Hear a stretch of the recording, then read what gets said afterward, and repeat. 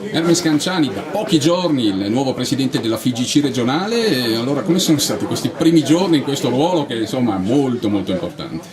Sono stati giorni particolarmente intensi, piuttosto complessi come potete immaginare, visto la mole di lavoro che ci troviamo a intraprendere.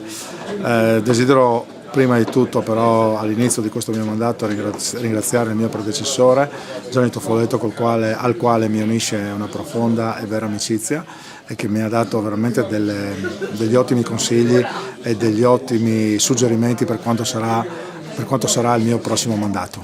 Si dice in questi casi che cosa si farà nei primi 100 giorni, lo chiedo anche a lei.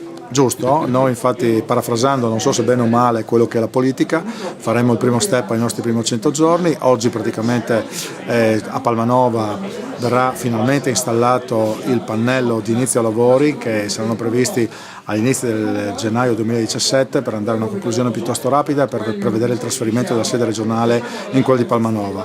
In più giovedì praticamente faremo il primo consiglio direttivo nel quale andremo a inserire parecchie nomine, fra le quali una molto importante per la nostra regione che è il delegato di Tolmezzo e poi chiaramente a cascata la creazione delle consulte che dovrà essere il fiore all'occhiello del nostro mandato. Ecco, allora ne approfitto, ci anticipa qualcosa sul delegato? No, ci ho provato, però mi sembra abbastanza corretto e soprattutto aspettare l'ufficialità dell'incarico. Però l'avevamo promesso e lo manteniamo. Ecco, quale sarà e quale deve essere il ruolo del Carnico all'interno della FIGC? Un ruolo assolutamente di primaria importanza, l'ho detto a Tolmezzo, l'ho detto fuori dalla campagna elettorale, cioè non è assolutamente mia intenzione andare a sminuire quello che è il ruolo del Carnico, anzi noi dovremmo pensare e ipotizzare che l'unico campionato che sia non torneo, campionato che si svolge durante il periodo estivo abbia una visibilità totalmente diversa rispetto a quella che ha avuto fino adesso, senza andare a ricercare né colpe né demeriti,